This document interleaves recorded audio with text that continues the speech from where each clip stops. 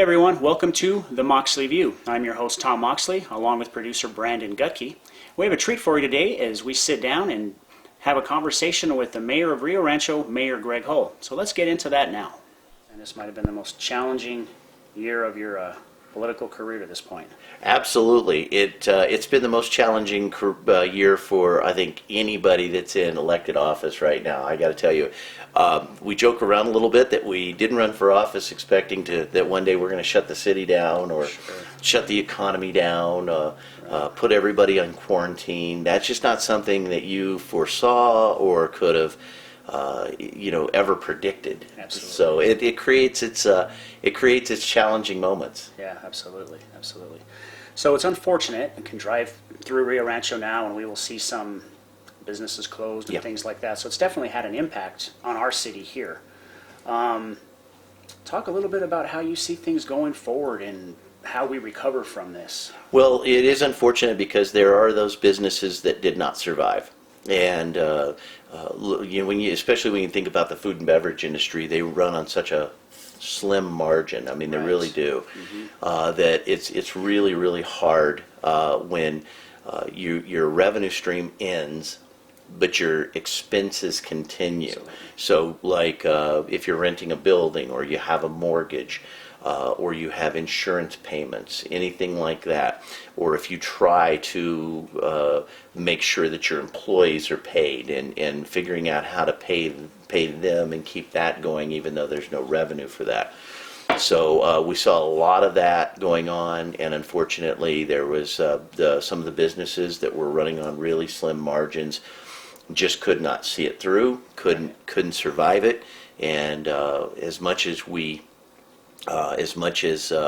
try to promote local business, it's hard to promote local business when they're the ones that were closed. And when they have a specific business model that really depends on dine-in customers, if you will, okay, because of your alcohol license or whatever,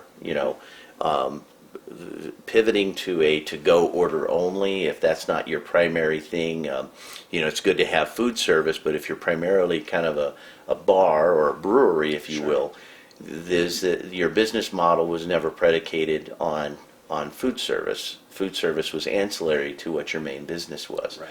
So shifting that to carry out only was not a model that a lot of places could go to, okay, Right. and couldn't survive without that additional revenue stream from the beer and alcohol sales. Right. So it was really hard. Now there were some businesses that shifted to that model very rapidly.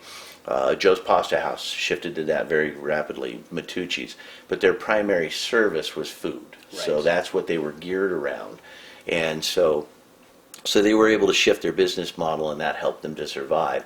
And now that we're opening things back up, one of the things that I've done under the emergency health order that we have in place here in the city of Rio Rancho is I'm actually using that now to help businesses get back open. So, for example, you see some of the businesses setting up tents throughout the city of Rio Rancho to expand their dine-in service out into the parking lot or into additional spaces outside. More people are more comfortable being outside than being inside in a closed area, but not every restaurant in the city was set up for patio service. Sure. For example, Wex. Wex doesn't have patio service; they never have. But they've expanded out into their front area and into their parking lot. Right. And so, what we've done is we have fast-tracked and set up kind of an express lane, if you will, on the what we call special event permits. Okay. That's where you would go out and set up a tent and get everything set up and do something outside. So and there's usually a fee associated with that. Well, we've waived all those fees. That's fantastic. Okay, and we fast-tracked those permits.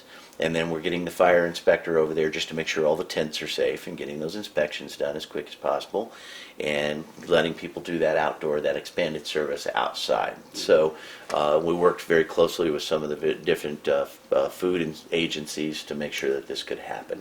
So there's things like that.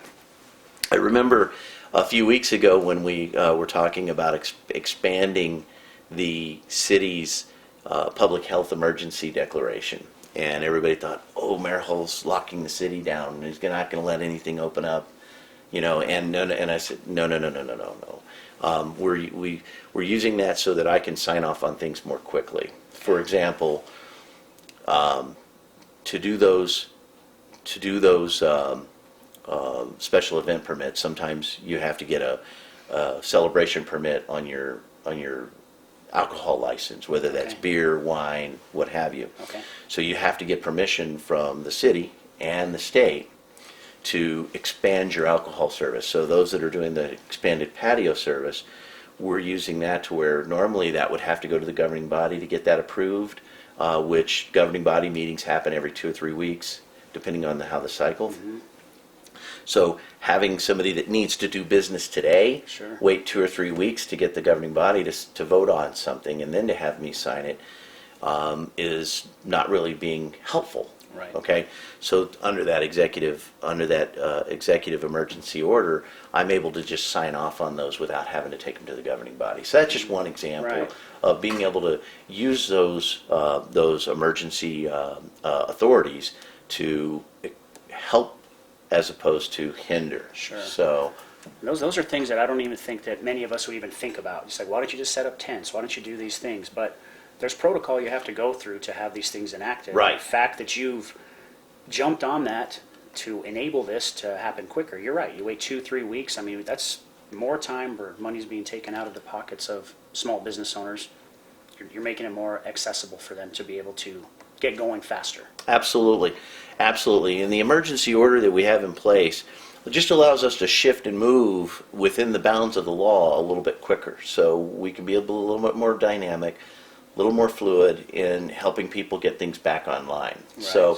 So we, but in a COVID world, that's and you and I have talked about this a little bit, but in a COVID world for government, it's a very difficult thing to go through, Right. to see all this done. And then, of course, when we started this, there were the initial shutdowns of the schools, and so we had to make when the governor said we're shutting down the schools, we had to take emergency action with the libraries, the aquatic center, the community centers, so that these didn't become immediate magnets for where all these kids were going to go. So we didn't want to shift a potential problem from here to here. So that being said, we went ahead and closed those public facilities. And so at this point, but once we closed them, later the governor said, okay, everything's shut.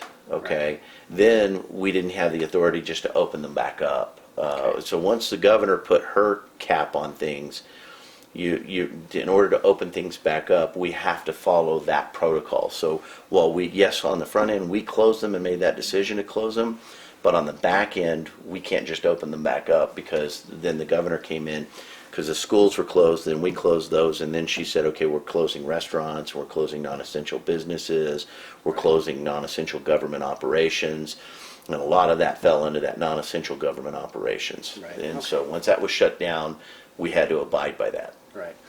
So So on that, I think there's a lot of confusion as far as like what protocol there is when the president makes recommendations for what's going to happen across the country. Then the governors come in and they do their recommendations or mandates, whatever it may be. Then the mayors. So how does this work out? What protocols are there, and how do they function together? yeah, so when you look at the president has authorities that are national. Right. And you've seen the debate so there were governors that came out and said the president cannot tell us when to open and when we can't open. That's up to our individual purview. But then the governors have the authority over the state, and then counties and cities are subdivisions of the state, which that blanket authority is over in the states, because we're actually individual.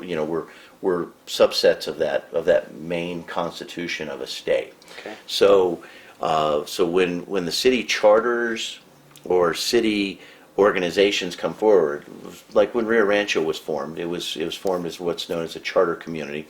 Okay. That charter went to the governor's office at that time, and in that charter it says we agree to be subject to the powers and the authorities of the state, and that falls into the laws of the state, that falls into the taxing authority of the state, that falls into a lot of categories that when the legislature passes laws, we become subject to that. Okay. So now, Rio Rancho is one of 4 or 5 communities in the state that's what's known as a home rule authority community. Okay. So we have some expanded authorities that we can do so long as the state, so long as no state law precludes it, Okay. we can create some of our own rules. Okay. So, but ultimately we're subject to those state laws first. Okay. So if you pass a rule, for example, that that at the time the state is ambiguous on or doesn't have a rule on necessarily, so you pass a rule, a local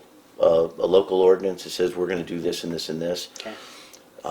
The following year when the legislature meets, they can say, well, we don't really like that rule, and they can undo it. They can overrule it and say we don't like that. So we're gonna pass a law that says you can't pass a law that says that. Okay. And so you see, so that then you become subject to that law in the state. So the cities are, Tom, there was a lot of conversation, around why don't the mayors just open up the cities, and just say, you know what, we're not going to do this, we're not going to listen to the governor, we're just going to open up our cities.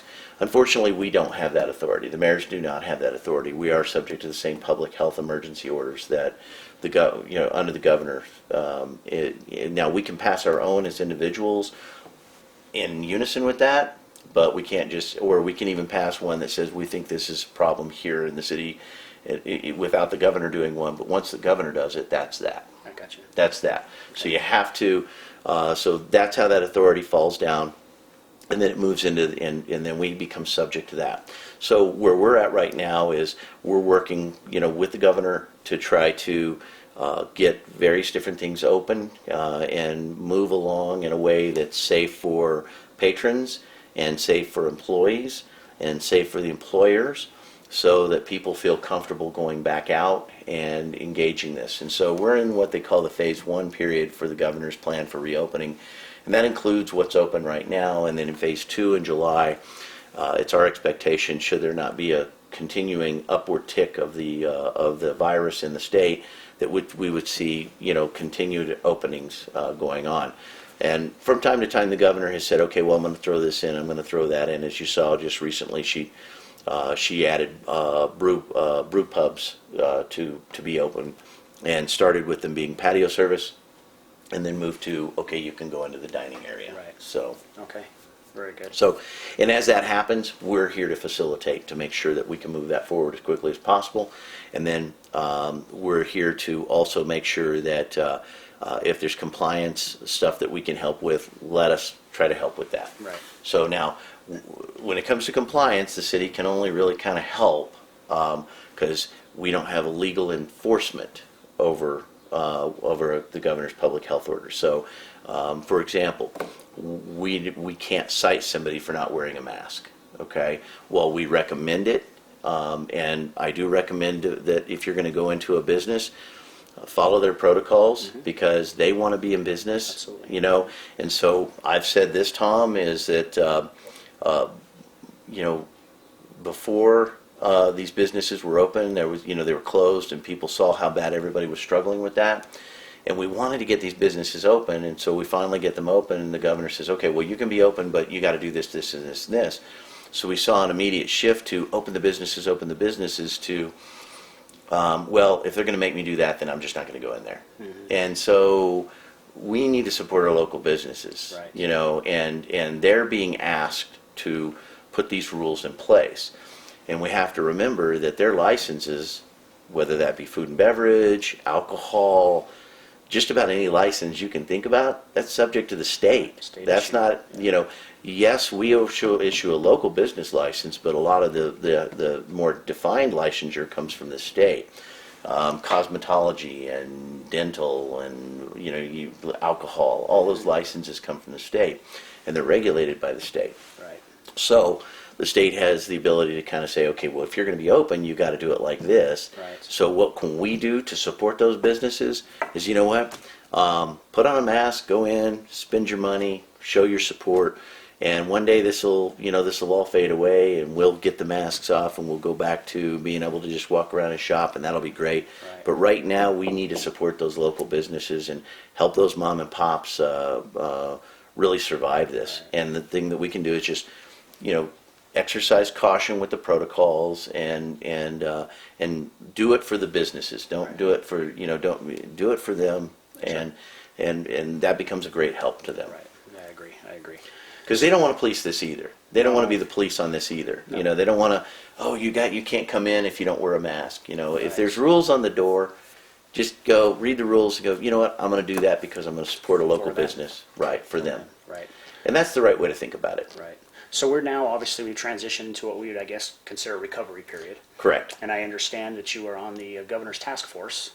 So explain a little bit about what's going on with that and how that's working. So as the governor started opening things up, just before that, she created this task force that was comprised of 16 mayors throughout the state, and Okay. she was trying to get a good cross section of representation. And there are mayors there from the city of Sunland Park, which is way down south by Las Cruces, and then the mayor of Hobbs is on there, and the mayor of Carlsbad, and then we've got the mayor of Red River on there, and then we've got the mayor of Farmington. And so we've got this great kind of swath of representation, the mayor of Raton. And you think about the different cities and where they're positioned throughout the state. And so, and small villages to the biggest cities. Mayor of Albuquerque is on this committee as well. Okay. And so, and we were asked to come together to talk about some ways that we could come up with some ideas on how we can get the cities reopened, how we can help our businesses get open, and work with this in the world of compliance. Some of the mayors have done public service, videos of saying, "Hey, look, let's support these local businesses, and let's just wear a mask." I'm wearing one, you wear one too, and so, and we know the discussion around that. We know some of the angst around that, and we get it. But coming back, we want to support the business. But what we really one of the big things that we focused on was we sent a letter to the governor on Friday, and for video purposes, for those that might be watching this, today is the day that the special session. Today's June 20th, and the special session will come in. So we wanted to get in front of the special session with some of the ideas that we had on how we can help local businesses get back up and running. And so there were several things that we proposed, and we're happy to say that some of the items that we talked about, we submitted a large list of items, and we're happy to say that we feel that some of those items were on there, and we're hoping that as the special session kicks off today, that our legislators will look at those things and say, hey, we need to stay in session, not just to fix the budget, which that's a huge one. I mean, that's going to be the big thing, is getting the budget fixed. Right. Because with the oil and gas industry and everything else falling off, and of course, business is falling off, the revenues from not only oil and gas are going to be severely lacking, but the revenues from GRT, which is the gross receipts tax, is going to be severely lacking too, with a lot of these businesses being closed. Sure. So how do you make up for that, and where does that revenue come from, and how are you going to help not only small business, big business, but the municipalities and the counties kind of get into recovery mode, because there's anticipated very large budget shortfalls from the revenue that's going to come from this. Now, we'll talk about the revenue shortfalls for Rio Rancho here in a minute. I'm sure that everybody would like to hear where that's going and what we did to make sure that we set the city up for success. But, some of the things that we proposed, and I've got the list here, so I'll just, we proposed expanding the use of the local LEDA fund, to which we would need legislative approval to do, is they would basically modify the language in LEDA to allow for an expanded use of those local economic development dollars, whereas normally they can only be used for one type of business, but we'd like to expand that to where they can be used for all types of businesses. Right. And we feel that if we use that money now to help save businesses, we're going to get a stronger ROI than if we sit on that money and wait till we find a business that we can recruit that'll hopefully move to New Mexico or move to the city of Rio Rancho, that we would use that money to help them relocate or get them into the city to create jobs. Well, it's my belief that we can save jobs, and that's where the money needs to be invested right now, is if we can save jobs. Right. Okay? And of course, we put clawbacks on this stuff, so if the business ultimately ends up failing or they don't perform the way they're supposed to, we've got clawbacks that says, okay, if it doesn't work out like this, then we get the money back. Right. So, because that is taxpayer money, and Sure. we want to make sure that that investment is well protected.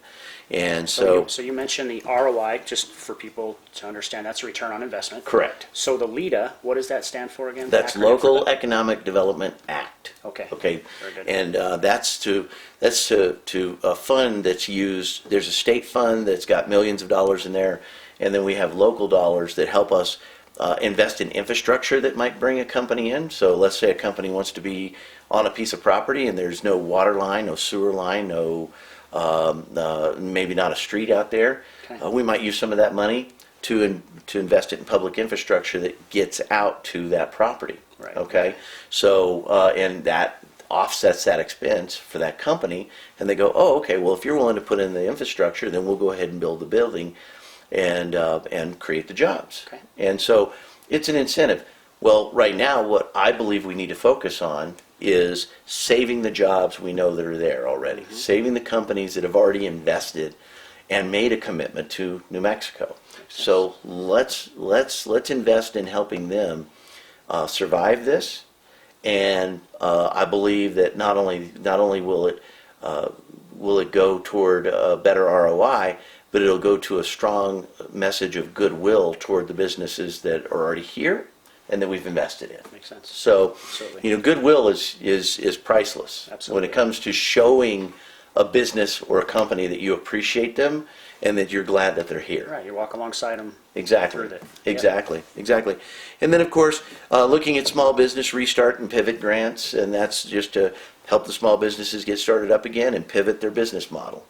Because the new business model is going to include hand sanitizer, face shields, safety equipment, PPE that a lot of companies don't use, personal protective equipment. Yeah. So they're going to have to invest in that, and plastic shields in front of cash registers, touchless credit card machines now. Mm-hmm. Okay, so it used to be that with some companies you just put it in there. Now they want to. You're really going to that tap and pay. Right. Don't touch anything. Just do that. Right. I do it with my phone now, where I just wave the phone over Right. over the machine. Mm-hmm. Right, and we want to look at some capital investment tax credits. So if you're going to spend the money to modify your place of business, and you're investing that capital to make your business a safe workplace or a COVID-safe environment, Right. then let's make those dollars available for a tax credit that says, okay, well, I invested this money, I should get a tax credit for investing that money, Right. and because you're putting more capital investment in your facility. Expand the investment tax credit, and there's a lot of tax credits out there. And then, of course, around job creation, we thought about expanding the what's known as JTIP, which is the Job Incentive Training Program or Jobs Investment Training Program. Okay. And that's where if you're a business and you've hired a qualified individual and you're paying them, there's a state fund that allows you to submit for reimbursement for a portion of the payroll that you pay them, because you're investing in a new employee, you're training them for that job, and so under JTIP you're allowed to apply to get some of that money back from the state through Okay. the investment tax. And so expanding that to retrain people now that are going to be displaced. So if your place of business went under, those employees are displaced and they might need to be trained for something new. Sure. So incentivize the employers to go ahead and hire these people and invest the time in retraining them. Okay. And then they could qualify to get some of that money back. So there's some industries out there that we would like to see that expanded in, and so that would be a good way to go. And then there's one item that we've really been fighting for is the acceleration of, which it's already in place, but the distributions that come to the cities, and this is on the municipal side. is that, as everybody knows, there's now a sales tax on internet sales. Okay. So getting those distributions to the cities, the municipalities where those sales originated from, that's not really going to happen until 2021, 2022. Okay. I'm sorry, 2022. So we would love to see that accelerated to 2021, so that the municipalities can get that money back into their communities and invest it in municipal operations. Right. And if anybody knows, our budget is that over 50% of our budget comes from gross receipts tax, Right. in which brings us back to, Rio Rancho, and what are we doing to make sure that we're insulating the city to some degree, or setting the city up for success in a time when GRT sales have most likely plummeted. Right. And everybody's really shifted their purchasing hard from local to internet. Right. And so right now, those internet sales would be vital, getting that revenue back back into the communities where it originated from. Right. That makes sense. So, So you had mentioned safeguarding Rio Rancho earlier because of city revenues. right. So do you want to touch on that a bit? Yeah, absolutely. So one of the things that I do, one of the things that I'm big on is planning and budgeting. And, we had, the budget process is an interesting thing for a city, is you pass a budget, and as soon as it's adopted, and as soon as it's ratified, you immediately start the next year budget process. Because you go from budget to audit to budget to audit to budget to audit, and it never stops. Right. And so, as one budget is starting, the last budget's ending, the previous budget goes into audit, and then you start planning for the next year's budget. And so, and the new one takes over at that point. And so it's a never-ending process. We've got a whole team of people that just work on this and this alone. And but we take a lot of data from national trends. There's a report out there called the Bieber Report, which allows us to know where some of the economic trending is coming from, and so on and so forth. And we use that to look at various different things. Well, we had been working on the 2021 fiscal year budget for several months before COVID was really starting to look like a problem. So by the time we realized this is not going to be good, Right. that was about February, and everybody's talking about shutting things down, and we're seeing it starting to close Right. in on us. Right? We had to shift, 8 months worth of planning into a 30-day period, going, okay, this budget ain't going to work, because the revenues are not going to be there to support this particular budget. Right. So what are we going to do? So we immediately started making decisions about shelving projects, parking projects, moving as much money as we could into what we call the ending fund balance, which is basically the savings account. Okay. Under the state law, we're supposed to keep that ending fund balance at about 8% of expenditures at all times. When I first took office, we moved that to a policy position of holding 15%. So, and we've maintained 15% ever since I've been in office. Well, we shifted that model and said we need to fortify that in the event that we have some pretty massive fall-offs in revenue, so that we don't have to cut city services, which Rio Rancho has pretty limited services in the first place. So we immediately moved to a 25% model. So, Wow. and we started just cutting any unnecessary, expense whatsoever that we could park. There were some capital projects that we were going to do, and we said, nope, we're going to shelf that. We're going to pull the money into the ending fund balance, and after this is over, if that money's still there, we can reallocate it. forward. Yeah, we can reallocate it back to that project. Right. So we didn't know, there's certain things that are very planned, and then there's the consequences can either be good or bad, but there's unintended consequences. But one of the things that we didn't know was happening is we had just had a municipal bond election, and so we were looking to put those bonds out to market to sell them. And what was going on was really impacting the municipal bond market. The rating agencies, which are like Fitch and some of the other rating agencies that rate cities for risk, Okay. is that we've always maintained a really good bond ratings, and it wasn't great when I first took office, but we worked very hard, restored our bond rating. It's like a credit rating for a city. Okay. And so what was good is as soon as Fitch and some of the other rating agencies were looking to downgrade bonds on cities because they knew that most cities don't have the reserves to cover this type of a crisis. Absolutely. They don't. And when they came to Rio Rancho and they saw that we had moved 25% into reserves and had fortified our budget, they did not downgrade our bond rating. So it was one of those, we had hoped for, but you really can't control that. That's an that's an externality that you just can't control, and it's going to come up to them based on what they think is good and bad. They looked at our debt. Our debt is very much in control, and they looked at our budget, and our budget is extremely tight and very well managed. And then they looked at the fact that we shifted and pivoted and moved an additional 10% into our reserves, Right. and said, oh, okay, well, we're not going to downgrade your bonds. We're going to go ahead and keep you right where you're at. Right. Well, when that happened, we went ahead just after that and took those bonds to market with a maintained rating, and we were able to pull an effective interest rate basically of 1.625% on our bonds, which was astronomically low. Which the lower the interest rate, the more cash that actually goes into the capital projects, and you're not That's great. spending the money through interest and and your payments. You're actually spending the money over here, putting the cash into the projects that support the people of the city, right? So we were very pleased with that because of the shifting that we did, and that protected our bond rating, and that's one of the ways that we fortified the city and insulated against it. And then because we basically just took every step we could to protect from this.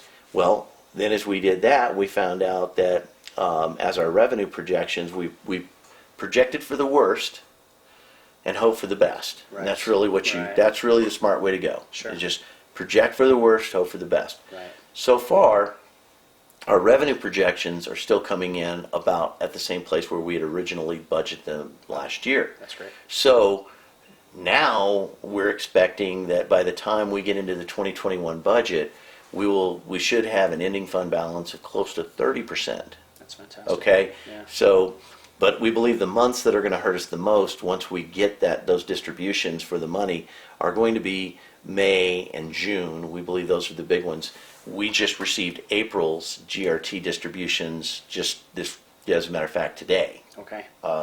We got that report, and fortunately, and once again, we don't want to say that we're out of the woods yet, but I was extremely pleased that we actually came in about 3 to 5% over projections. I don't have the exact numbers yet, but it looks like we're a little over our original revenue projections, and so that's going to fare well for the city. Sure. And what we're going to take is we're going to take those additional monies, we're going to push them right down into the ending fund balance. We're not going to, go out and spend money like like sailors on leave. Right. We're gonna pack those in there, and we're gonna wait. And I think the target date that I have is come October, November. We'll look at those monies. We'll see what's left. We'll see if the economy's recovered, and we'll see if sales are back to normal. Right.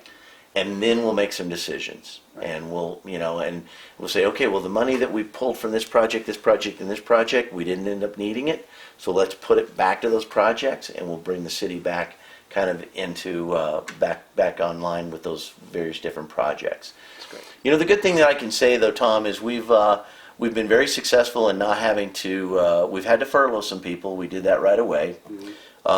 There was when we closed down some buildings, obviously the libraries and the community centers, the swimming pools, the aquatic center. We didn't really have any other place to put those employees, so they had to go on furlough, and they were paid, as long as we could pay them, and then they went on furlough. But our goal is to bring them all back as soon as we're not expecting any layoffs, and so That's good. so I think the city is in great shape. We're protecting jobs, and we're protecting the infrastructure. As you can see when you drive around the city, we're still moving projects forward. Right. During this time, we repaved Southern Boulevard from Unser out to Rainbow, Right. and that turned out to be a beautiful project. Yes. And we got that one done on 3 weeks under schedule. Okay, great. I think COVID helped a little with that one, Tom, because we didn't have the traffic. That's traffic, yeah, for sure. So I think COVID helped with that one a little bit, and then we're getting roads done. When I first took office, the roads just weren't being touched, and there was a reason for that. And because in 2012, 2011, the voters had actually voted down the road bond and said, look, we don't think the city's using the money properly. We don't think the city's using the money in the right way. Okay. So we're going to take it away from you. So from 2011 to I'm going to say 16, that was 2 years into my term. From 2011 to 2016, there was no funding for roads. So getting that back online. So it was in 2016, I advocated to the community saying, hey, look, give me a little bit of money, not as much as was originally here. But let's start off with, say, $9 million, and let's see what we can get done with that. Right. So in 2016, we finally got the funding. So when you look at it right now, I've only had road funding for 4 years. And look at the roads that we've gotten Right, done. right. I mean, we've made some tremendous progress in 4 years. And with the exception of one project, every project's come in on time and under budget. That's great. So only one project went a little bit over budget, because when we got in there, sometimes you get under these roads that are 30, 40 years old. Find some things you weren't expecting to find. You find stuff that was buried there years ago, right? Mm-hmm. But so you have to look at those scenarios individually. But we've been really blessed and fortunate that so far from the city side, we've been blessed that our projects are continually coming in on time and on budget, and continually we're avoiding some of the financial hard hits, but not ignoring the fact that we could get hit. We're always going to prepare for that. Absolutely. That's smart. And that's the way I do stuff. That's the way I've always done stuff. That's the way I ran my business. I know you know this, but before, I'm not a lifelong politician. Politics was extremely foreign to me. Mm-hmm. And I was a small business owner. So when it comes to these small businesses that are currently struggling with what's going on, Right. I absolutely understand what they're going through. Sure. I absolutely understand the horror of shutting down a business and saying, okay, what am I going to do? Right. With all this. And however we can help to get these people through this is going to be a top priority for myself. So I just remind people my career was in small business, and kind of working my way up by my bootstraps, American dream type of Right. thing. And then if you had told me I was going to be the mayor of a city, 7 years ago, when this idea kind of started presenting itself to me, I would have said, no, there's no way I'd ever be the mayor of a city, right? That's not on the bucket list, Sure. right? But I had a lot of people that I don't know what it was. Well, I do know what it was. It was, I call it kind of divine intervention, but I had just sold our company, the shipping company that I owned, and people started asking me, well, have you ever thought about running for office? And it was random. And so I just looked at it and said, no, I never thought about it. But now that, these various different people are saying, have you ever thought about this? Have you ever thought about that? And started looking at it and just felt like that's where I was being led to go. And next thing you know, I'm the mayor, and Right. my wife and I are looking at each other on election night going, what have we done? Yeah, right. What have we done? But you know what? It's been great. 6 years. I think the citizens of Rio Rancho are amazing people. They're great people. I've enjoyed a lot of really positive support and trying to get stuff done. And people have gotten behind me on a lot of great issues.